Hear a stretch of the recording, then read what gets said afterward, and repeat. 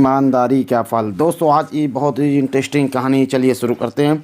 काफ़ी समय पहले की बात है। प्रतापगढ़ नाम एक राज्य था।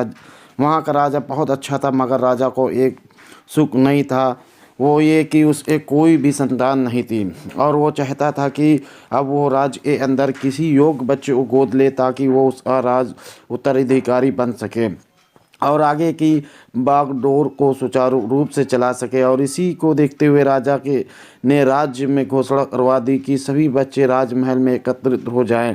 ऐसा ही हुआ। राजा ने सभी बच्चों को पौधे लगाने के लिए भिन्न भिन्न प्रकार के बीज दिए और कहा कि अब हम 6 महीने बाद मिलेंगे और देखेंगे कि जिसका पौधा सबसे अच्छा होगा।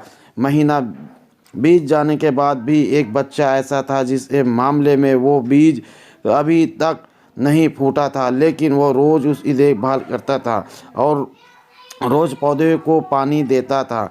देखते ही देखते 3 महीने बीत गए। बच्चा परेशान हो गया। तभी उसकी माँ ने कहा कि बेटा धैर्य रखो, कुछ बीजों को पलने में ज़्यादा वक्त लगता है। और वह पौधे को सींचता रहा। 6 महीने हो गए।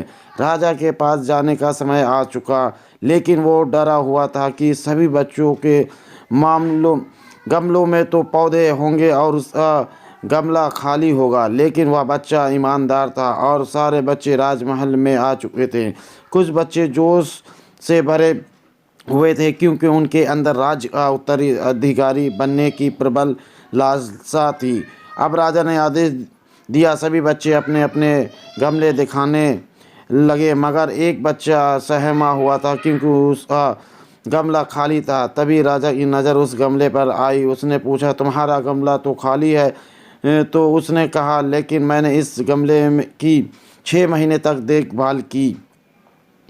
6 महीने तक देखभाल की। राजा उस ईमानदारी से खुश था, लेकिन उसका मामला खाली है कि उसका गमला खाली है। फिर भी वो हिम्मत करके यहाँ आ तो गया। सभी बच्चों के गमले देखने के बाद राजा ने उस बच्चे को सभी के सामने बुलाया। बच्चा सहम गया और राजा ने वो गमला सभी को दिखाया।